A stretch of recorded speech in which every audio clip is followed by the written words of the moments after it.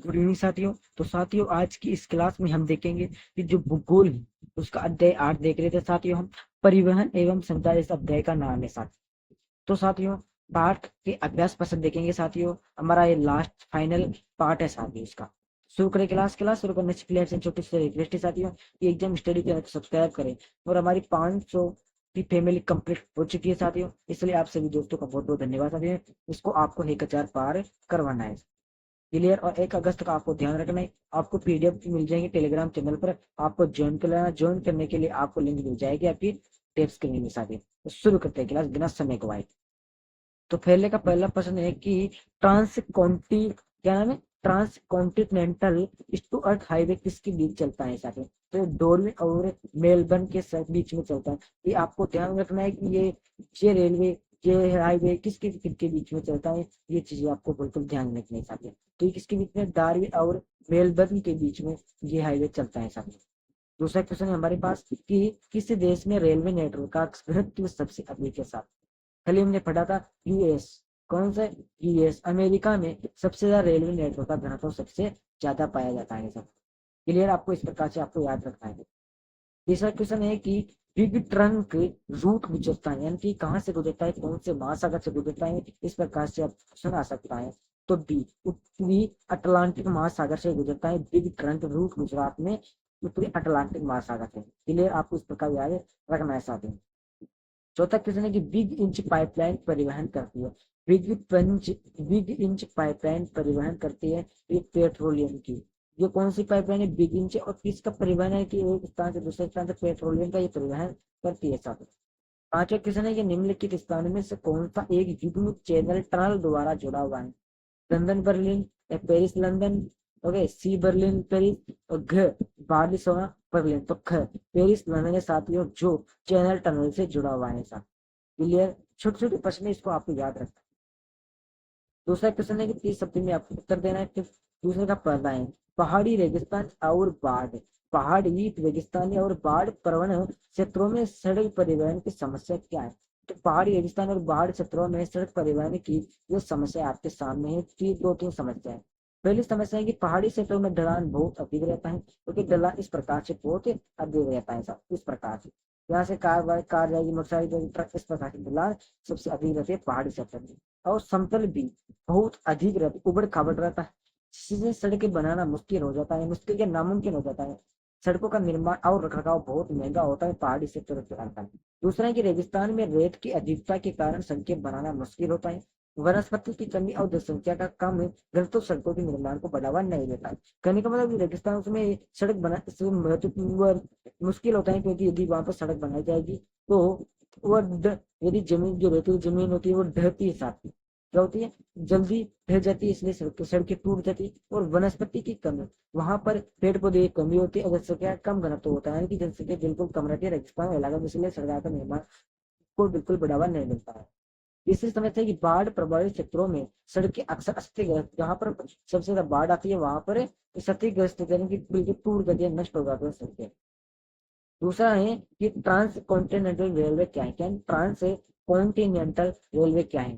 तो trans continental railway महाद्वीपों के आर पार चलती है, जो बड़े बड़े महाद्वीप है उसके आर पार चलती है, इस पार से उस पार तक चलती है और दो छोरों को जोड़ती है।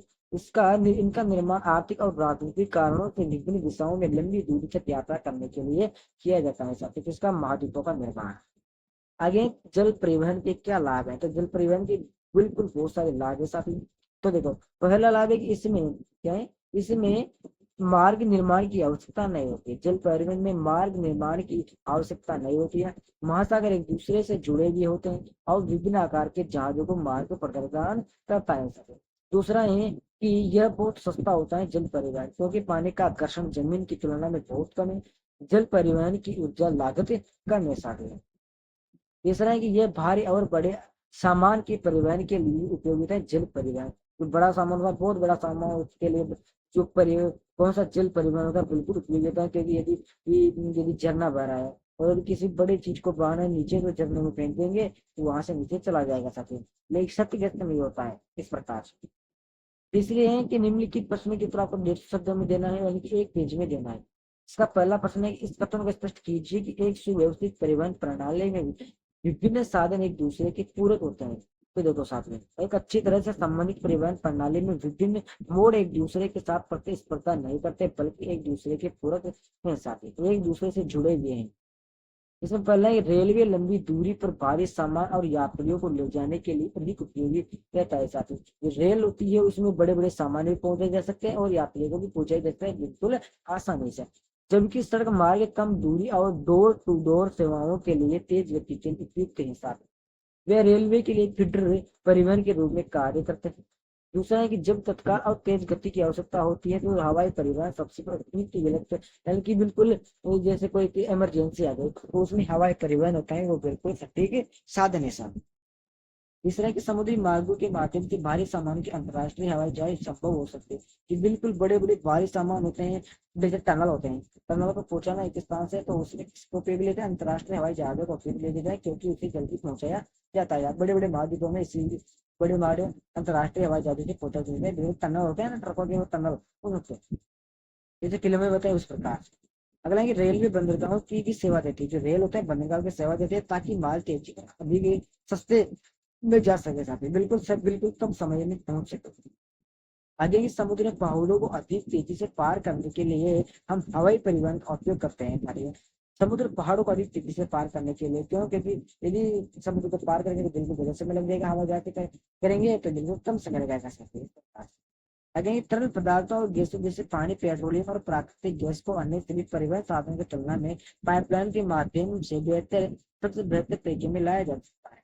ये चौंकाने वाला तथ्य उन दुनिया के कारणों का संभव हुआ है जो हवाई जहाज बनाते और उड़ाते हैं। दुनिया के कई हिस्सों में लगातार हवाई सेवाएं उपलब्ध है। हालांकि यूके ने वाणिज्यिक जेट परिवहन का बीड़ा उठाया है, यानी कि अपना बोझ उठाया है उनके ऊपर। अमेरिका ने बड़े पैमाने पर युद्ध के बाद अंतरराष्ट्रीय नागरिक को विमान विकसित किया है। साथ आज 250 से अधिक वाणिज्यिक एयरलाइन दुनिया के विभिन्न हिस्सों में नियमित सेवाएं प्रदान करते हैं। आगे की पूर्वी अमेरिका, पश्चिम यूरोप और दक्षिण पूर्व में घना नेटवर्क मौजूद है। अकेले अमेरिका के पास दुनिया के 60% वायु मार्ग न्यूयॉर्क, लंदन, पेरिस, एम्स्टर्डम, क्या नाम है, एम्स Amsterdam, Frankfurt, Roma, Moscow, Karachi, नई Mumbai, Bangkok, Singapore, Tokyo, San Francisco, Los Angeles, Chicago, मंगल बिंदु, जहाँ से हवाई मार्ग सभी महाद्वीपों में मिलते हैं या फैलते हैं। अफ्रीका, रूस का एशियाई भाग और दक्षिण अमेरिका में हवाई सेवाओं का अभाव है उत्तर साइबर एक्सप्रेस द्वारा मनुष्यों के लिए। आ जाता है कि समकालीन आर्थिक और सामाजिक विस्तार करने के लोग किस प्रकार है। पहला ईमेल है, तो इलेक्ट्रॉनिक्स का उपयोग करके लोगों के बीच संदेशों का आदान प्रदान करने का एक तरीका है। प्रारंभिक डाक की तुलना में ये बहुत तेजी से विकसित किए जाते हैं, इसलिए विकसित दुनिया में व्यापार, सरकार और गैर सरकारी संगठनों द्वारा व्यापक रूप से स्वीकार किए जाते हैं। प्रत्येक ईमेल पर तारीख और समय दर्ज होता है, जो भ्रम और विवाद से बचने में सहायक होता है। आगे ई कॉमर्स, जो ऑनलाइन खरीदने या बेचने लेन देन, ये दिन में 24 घंटे सप्ताह में 7 दिन हो सकता है और प्रारंभिक दुनिया की तुलना में कहीं जगह की बिक्री पे प्रदान कर सकता है। ग्राहक अपने पसंद का उत्पाद ऑर्डर कर सकता है और इसे अपने घर तक मंगवा सकता है, इसके द्वारा ई कॉमर्स के द्वारा। अगला तीसरा पॉइंट आता है फिर हमारे पास लर्निंग, तो ये लोगों को किसी भी समय और कहीं भी सीखने में सक्षम बनाने के लिए प्रौद्योगिकी का उपयोग होता है। इसमें प्रशिक्षण, समय पर सूचना प्रदान करना और विशेषज्ञ से मार्गदर्शन शामिल हो सकता है।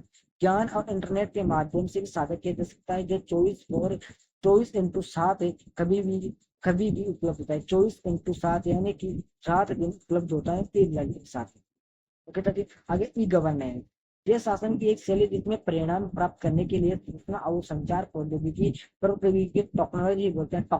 टेक्नोलॉजी का उपयोग किया जाता है। एक गवर्नेंस के माध्यम से सरकारी सेवाएं नागरिकों को सुविधाजनक, कुशल और पारदर्शी तरीके से उपलब्ध कराई जाएगी। साथी क्लियर, तो यह हमारा 8वां अध्याय था, वो भी हमने कंप्लीट कर लिया है। कल हमारा 9वां अध्याय चलेगा। बिल्कुल साथ ही में आपको बिल्कुल बेहतरीन तैयारी करवाऊंगा। आप 1 महीने में देखो साथी 9 अध्याय करवा रहा हूँ मेरे साथ।